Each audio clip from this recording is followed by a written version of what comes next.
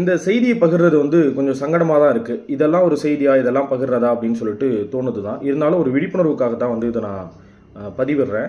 பல வீடுகளில் பார்த்துருந்துருக்கலாம், பக்கத்து பக்கத்து வீடுகளாக இருப்பாங்க. சாதி மதங்களுக்கு அப்பாற்பட்டு வந்து ரொம்ப அண்ணன் தம்பி மாதிரியோ மாமா மச்சம் மாதிரியோ பழகுவாங்க. அதே நேரத்தில் அந்த வீட்டில் இருக்கக்கூடிய பொண்ணோ பையனோ வந்து காதலிக்கிறாங்க அப்படிங்கிற ஒரு விஷயம் தெரிய வருதுன்னா சண்டை போட்டுக்கிட்டு பெரிய பிரச்சனையாயிடும். மோதல் முட்டல்லாம் உருவாகும். ஒரு சில இடங்களில் வந்து திருமணமும் செஞ்சு வைப்பாங்க. இது படங்கள்லையும் நீங்கள் பார்த்துருந்துருக்கலாம்.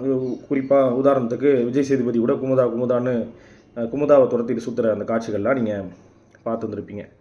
இது போன்ற ஒரு சம்பவம் வந்து சேஷாத்ரிபுரம் பெங்களூரில் வந்து கர்நாடக மாநிலத்தில் வந்து நடந்திருக்கு. என்னென்னா அங்கே பக்கத்து ஒரு வீடு 2 வீடுகள்.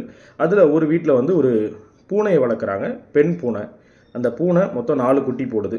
அந்த 4 குட்டி போட்டதுக்கு பக்கத்து வீட்டில் இருக்கிற ஆண் பூனை தான் காரணம்னு சொல்லி இந்த பெண் பூனையோட உரிமையாளர் என்ன பண்ணியிருக்காங்க, அந்த 4 பூனைக்குட்டியை கொண்டு போய் அந்த ஆண் பூனையை வளர்க்கக்கூடிய உங்களோட வீட்டு வாசலில் போட்டு பிரச்சனை பண்ணியிருக்காங்க.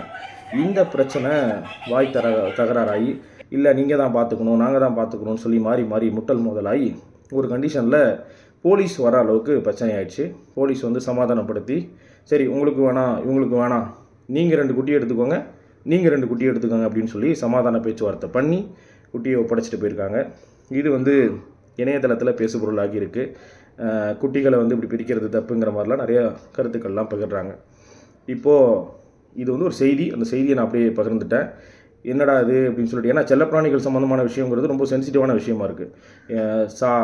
ஆதரவாக பேசிட்டாலோ இல்லை எதிராக பேசிட்டாலோ இல்லை நம்ம கருத்தை சொல்லிட்டாலோ அதில் வந்து பல விமர்சனங்களும் இதுவும் வரதை பார்க்குறோம். நம்ம சாதாரணமாக ஒரு வீடியோ போட்டால் கூட நம்ம ஒரு கோணத்தில் போடுறோம், புரிஞ்சுக்கிறவங்க ஒரு கோணத்தில் புரிஞ்சுக்கிட்டு அதுக்கேற்ற மாதிரி தப்பாக கமெண்ட் போடுறது, திட்டுறது இதெல்லாம் இருக்குது. அதனால் செய்தியாக சொல்கிறேன், பார்த்துக்கோங்க.